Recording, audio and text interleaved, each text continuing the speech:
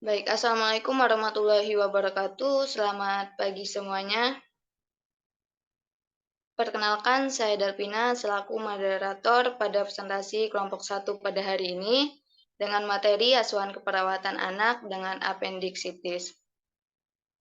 Baik, selanjutnya yaitu untuk pemaparan materi, yang pertama akan disampaikan oleh Kasih Padila dan dilanjutkan oleh rekan-rekannya. Kepada Kasih, dipersilakan. Baik, terima kasih untuk waktunya. Yang pertama kita di sini akan membahas appendicitis atau yang disebut juga dengan usus buntu merupakan salah satu organ visceral pada sistem gastrointestinal yang disebabkan oleh benda asing, kemudian terjadi proses infeksi yang kemudian disusul oleh peradangan berbentuk cacing yang memerlukan tindakan bedah mayor segera untuk mencegah terjadinya komplikasi yang pada umumnya berbahaya. Appendicitis merupakan suatu penyakit pada pencernaan manusia yang disebabkan oleh infeksi bakteria. Terdapat beberapa faktor penyebab terjadinya appendicitis, namun sumbatan lumen appendicitis yang diajukan sebagai pencetus di samping ialah hiperplasia, jaringan limfoid, tumor appendix, dan cacing ascaris. Penyebab lainnya yang diduga dapat menimbulkan appendicitis ialah erosi mukosa appendis karena parasit seperti histolica. Baik, selanjutnya dilanjutkan oleh rekan saya. Baik, untuk definisi kasus di sini appendicitis merupakan peradangan pada appendix yang berbahaya jika tidak ditangani dengan segera, di mana akan terjadi infeksi yang sangat berat yang menyebabkan pecahnya lumen pada usus. Appendicitis ini merupakan peradangan dari appendix veriformis dan merupakan penyebab abdomen akut.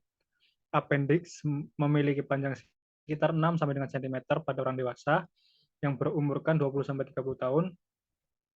Dasar appendix melekat pada sekum dan ujungnya, memiliki beberapa posisi seperti retrosekal, pelvis, antesekal, kemudian ada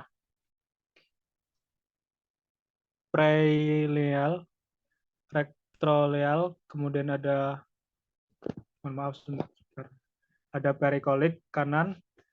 Resiko jenis kelamin pada kejadian penyakit appendicitis terbanyak berjenis kelamin laki-laki dengan persentase 72,2%, sedangkan berjenis kelamin perempuan hanya 27,8%. Hal ini dikarenakan laki-laki lebih banyak menghabiskan waktu di luar rumah untuk bekerja dan lebih cenderung mengkonsumsi makanan cepat saji, sehingga hal ini yang menyebabkan beberapa komplikasi atau obstruksi pada usus yang bisa menimbulkan masalah pada sistem pencernaan. Salah satunya yaitu appendicitis. Kemudian sebelah kanan di sini, appendicitis merupakan masalah yang serius yang harus segera dicegah sedini mungkin, dan salah satu cara untuk menyembuhkan appendicitis adalah dengan appendiktomi atau bedah mayor pada appendix. Sementara ada gejala dan tanda appendicitis yang tidak khas akan menyulitkan dokter dalam menegakkan diagnosis, sehingga dokter akan melakukan pemeriksaan penunjang untuk menegakkan diagnosis. Salah satu pemeriksaan penunjang yang dapat dilakukan adalah pemeriksaan hitung jumlah leukosit. 6, 8 jumlah leukosit umumnya meningkat pada appendicitis akut, yakni sekitar 10.000 sampai dengan 18.000 sel per milimeter. Jumlah leukosit yang kurang dari 18.000 sel per mili 3 umumnya terjadi pada appendicitis simple dan leukosit yang lebih dari 18.000 sel per mili, menunjukkan adanya perforasi. Boleh dilanjut, Mbak? Baik, untuk etiologi, obstruksi dan infeksi pada appendix merupakan dua hal sebagai penyebab terjadinya appendicitis. Sebanyak 60% kejadian obstruksi disebabkan oleh hiperplasia jaringan limfoid submukosa, sedangkan 35% kasus disebabkan oleh stasis fekal, 4% karena benda asing, dan sebab lainnya 1% diantaranya sumbatan oleh parasit dan cacing. Obstruksi yang disebabkan oleh fekalit dapat ditemui pada bermacam-macam apendisitis akut, diantaranya 40% pada apendisitis kasus sederhana, 65% pada apendisitis akut gangrenosa tanpa ruptur, dan 90% pada apendisitis akut dengan ruptur. 9,10 infeksi enterogen merupakan faktor patogenesis primer pada apendisitis akut. Adanya fekalit pada lumen appendix yang telah terinfeksi memperburuk dan memperberat infeksi karena terjadi peningkatan stagnasi feses dalam lumen appendix 11,12 pada kultur. Sebanyak ditemukan adalah kombinasi antara Bacteroides fragilis dan E. coli, Plancius, Lactobacillus, Pseudomonas, Bacteroides, Plancius. Sebaliknya, kuman yang menyebabkan perforasi adalah kuman anaerob sebesar 96% dan anaerob kurang 10%. Penyebab lain yang diduga dapat menimbulkan apendisitis ialah erosi mukosa appendix karena parasit seperti E. histolytica. Ulcerasi mukosa merupakan tahap awal dari kebanyakan penyakit ini. Untuk selanjutnya, kemudian untuk tanda dan gejala, gejala apendisitis yang paling umum ditemukan adalah nyeri perut akut yang dapat terjadi di periumbilikal, sentral, atau epigastrium. Biasanya gejala nyeri perut berkembang setelah terjadi gejala non-spesifik. Nyeri kemudian berpindah ke kuadran kanan bawah perut. Mual dapat terjadi setelah timbulnya rasa sakit. Disuria atau hematuria dapat terjadi karena kedekatan apendiks dengan saluran kemih.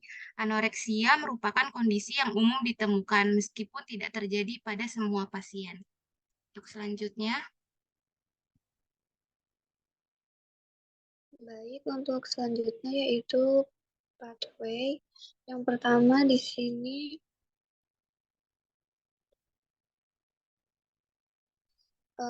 penyebab terjadinya apendiksitis yaitu infeksi akibat bakteri, virus, jamur, feses yang membatu, pola hidup, dan juga benda asing. Selanjutnya terjadi apendiksitis dan menyebabkan inflamasi seperti edema atau berisi pus. Selanjutnya terinfeksi terbagi menjadi 3, yaitu bakteri flora usus yang menyebabkan konstipasi. Lalu yang kedua apendik atau bawah kanan rongga abdomen, rangsangan syaraf reseptor yang menyebabkan nyeri. Lalu yang ketiga ada obstruksi usus seperti abses sekunder yang terjadi menjadi 3, yaitu pelvis, diafragma, dan juga hati, jumlah leukosit, dan terjadi hipertermi. Selanjutnya. Untuk selanjutnya, penata laksanaan secara umum, tata laksana apendisitis meliputi perbaikan keadaan umum, pemberian antibiotika, dan tindakan operatif. Anak dengan apendisitis harus mendapatkan cairan intravena yang cukup untuk memperbaiki dehidrasi yang biasanya berkembang sebagai akibat dari demam dan muntah pada pasien dengan radang usus buntu. Antibiotika yang diberikan adalah cefalosporin generasi kedua. Operasi apendik dilakukan dapat dengan menggunakan laparoskopi. Selama apendektomi laparoskopi, sayatan kecil dibuat di umbilikus dan 2 sayatan tambahan dibuat di perut bagian bawah. Appendix biasanya dikeluarkan melalui umbilikus dan semua sayatan kemudian ditutup dengan jahitan yang dapat diserap. Apabila appendix tidak pecah, maka pasien dapat mulai minum cairan segera setelah pulih dari operasi dan dapat melanjutkan ke diet padat pada hari berikutnya. Secara umum, langkah yang sama dilakukan ketika appendix dilakukan melalui pendekatan terbuka. Pendekatan individual diperlukan untuk anak dengan appendicitis perforasi. Apabila terdapat bukti peritonitis, obstruksi usus, atau toksisitas sistemik, maka anak harus menjalani operasi. Pasien harus mendapatkan resusitasi cairan yang memadai dan diberikan antibiotik spektrum luas. Operasi dapat dilakukan melalui pendekatan terbuka atau laparoskopi.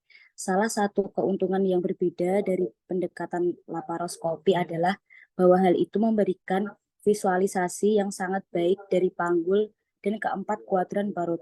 Adesi dapat dilisiskan secara hati-hati, kemudian rongga abses dapat dikeringkan dan appendix diangkat. Drain jarang digunakan dan insisi kulit dapat ditutup.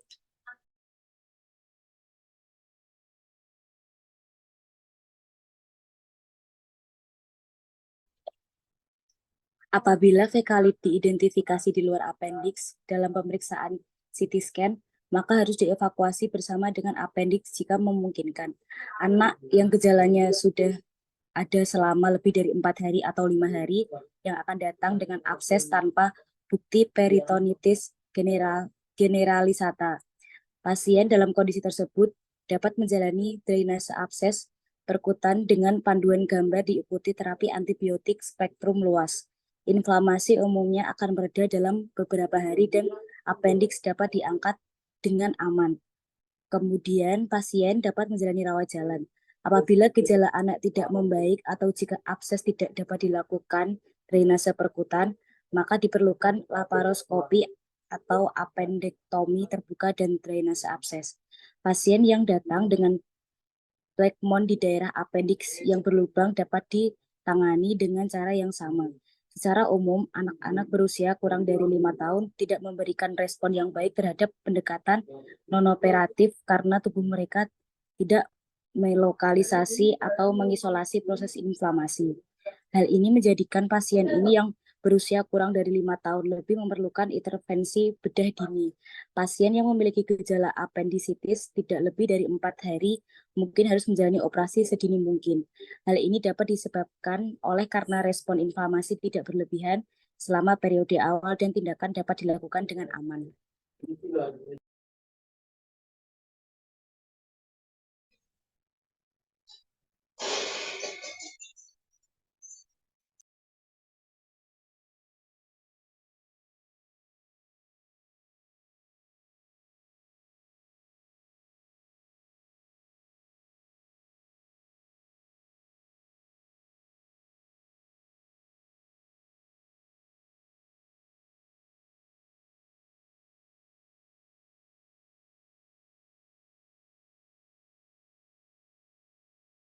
Baik, izin melanjutkan. Selanjutnya di sini ada sebuah kasus asuhan keperawatan. Yang pertama yaitu didapatkan data subjektif. Yang pertama yaitu pasien mengatakan nyeri pada bagian perut. Sedangkan DO atau data objektif yaitu pasien tampak meringis, pasien tampak gelisah. Tekanan darah pasien yaitu 106/62 mmHg, nadi 112 kali per menit, respirasi 24 kali per menit, suhunya 36,9 derajat Celcius, dan nyeri ketika beraktivitas, P-nya untuk Q atau kualitasnya seperti ditusuk-tusuk, R atau region pada bagian kuadran kanan bawah, S atau skala nyeri 7, T atau time terus-menerus. Berdasarkan data yang dapat didapatkan dari penulis menegakkan diagnosa perawatan yaitu nyeri akut berhubungan dengan agen pencedera fisiologis ditandai dengan pasien tampak meringis dan gelisah. Kedua, didapatkan data subjektif yaitu pasien mengatakan takut terhadap penyakitnya, sementara ibu pasien mengatakan khawatir dengan kondisi anak ketika ini. Ibu pasien mengatakan sulit berkonsentrasi, ibu pasien mengatakan merasa bingung, sedangkan data objektif yaitu pasien terlihat gelisah, tegang, dan selalu ingin ditemani oleh ibunya.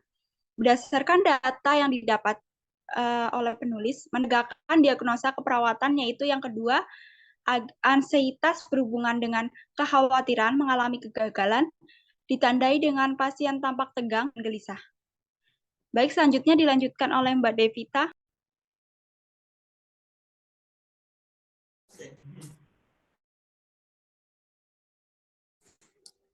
Baik, selanjutnya yaitu ada diagnosa keperawatan. Di sini untuk diagnosanya yang pertama nyeri akut berhubungan dengan agen pencedera fisiologis dibuktikan dengan pasien mengatakan nyeri pada perut, kemudian pasien tampak meringis, pasien tampak gelisah dengan tekanan darah 162 mmHg, nadi 112 kali per menit, RR 24 kali per menit, suhunya 36,9 derajat Celcius. Kemudian untuk PQRS-nya, P-nya nyeri saat aktivitas, Q-nya seperti ditusuk-tusuk, untuk R-nya di kuadran kanan bawah, untuk skalanya skala 7, dan untuk time-nya terus-menerus. Untuk diagnosa yang kedua yaitu ansietas berhubungan dengan kekhawatiran mengalami kegagalan, dibuktikan dengan DS-nya pasien mengatakan takut dengan penyakitnya, ibu pasien mengatakan khawatir dengan kondisi anaknya saat ini, ibu pasien mengatakan sulit berkonsentrasi, ibu pasien mengatakan merasa bingung. Nah, untuk data objektifnya, pasien tampak gelisah, pasien tampak tegang, dan juga pasien ingin ditemani ibunya.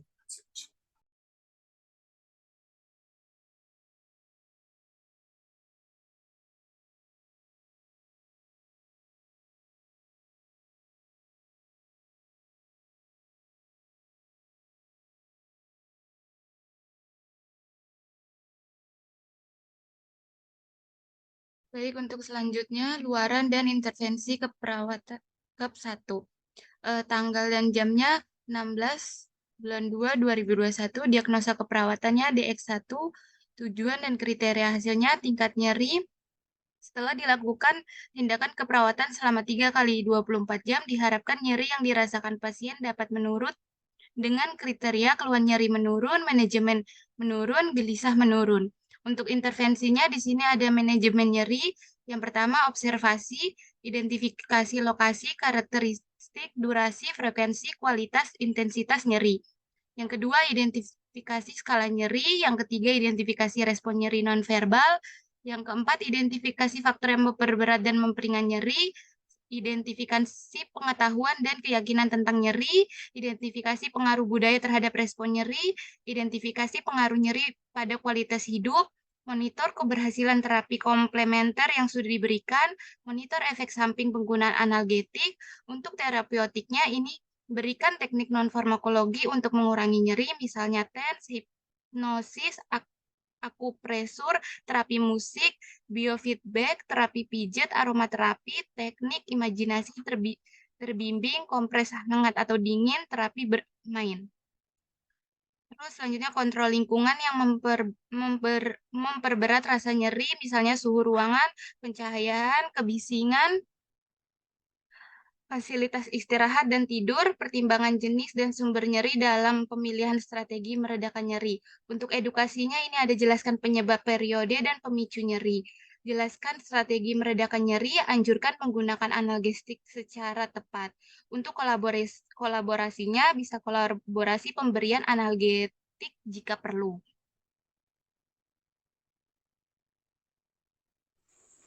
Untuk yang kedua yaitu pada tanggal 16 bulan 2 2021, diagnosa kedua ansietas. Tingkat ansietas setelah dilakukan tindakan keperawatan selama 3 kali 24 jam, diharapkan tingkat ansietas pasien menurun dengan kriteria hasil. 1. Verbulasi kebingungan menurun, 2. Perilaku gelisah menurun, 3. Perilaku tegang menurun. Untuk observasinya yaitu identifikasi saat tingkat ansietas berubah, identifikasi kemampuan mengambil keputusan, monitor tanda-tanda ansietas. Untuk terapeutiknya, ciptakan suasana terapeutik untuk menumbuhkan kepercayaan, temani pasien untuk mengurangi kecemasan, jika memungkinkan, pahami situasi yang membuat ansietas, dengarkan dengan penuh perhatian, gunakan pendekatan yang tenang dan meyakinkan, tempatkan barang pribadi yang memberikan kenyamanan, motivasi mengidentifikasi situasi yang memicu kecemasan, diskusikan perencanaan realistis tentang peristiwa yang akan datang. Untuk edukasinya, jelaskan prosedur termasuk sensasi yang mungkin dialami, Informasikan secara faktual mengenai diagnosis, pengobatan, dan prognosis.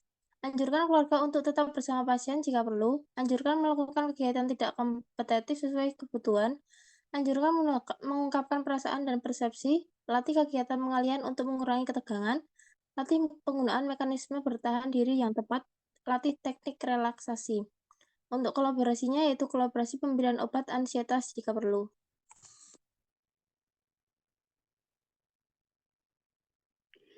Untuk evaluasi hari ke-1 16.02.2021 jam 18.58.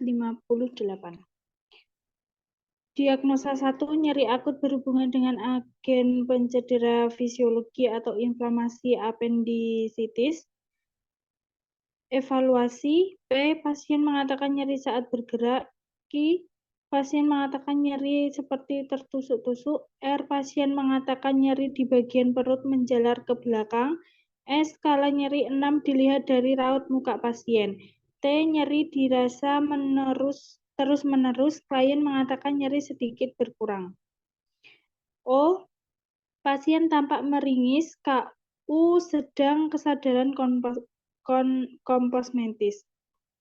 Untuk TD, tekanan darah 106/62 mmHg, nadi 112 kali per menit, suhu 36,9 Celcius, RR 24 kali per menit, skala nyeri berat atau 7. A, masalah teratasi sebagian. P, intervensi dihentikan atau pasien operasi. Diagnosa 2, ansietas berhubungan dengan kekhawatiran mengalami kegagalan, ditandai dengan pasien tampak tegang dan gelisah. Pasien merasa khawatir karena akan dioperasi. Pasien mengatakan paham atas penjelasan mahasiswa. Yang ketiga, keluarga pasien mengatakan selalu menjaga pasien setiap saat. Selanjutnya, pasien mengatakan khawatirnya berkurang. O, pasien tampak gelisah, pasien tampak tegang, pasien tampak mempraktikkan teknik nafas dalam. A, masalah teratasi sebagian. P, intervensi dihentikan atau klien operasi.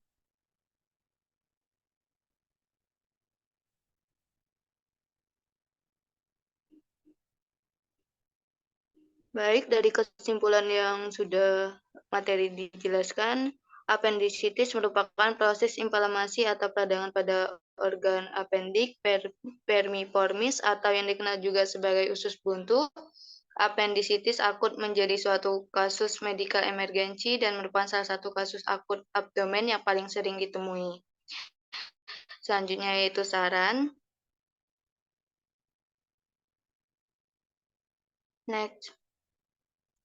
Untuk saran, jagalah kesehatan dengan minum air putih minimal 8 gelas sehari dan tidak menunda buang air besar karena akan agar membantu kelancaran pergerakan saluran cerna secara keseluruhan. Serta sebaiknya orang tua dapat lebih waspada terhadap kesehatan anaknya, terutama apabila terdapat gejala-gejala penyakit apendisitis supaya segera memeriksakan anaknya ke dokter guna mencegah komplikasi yang dapat berakibat lebih fatal.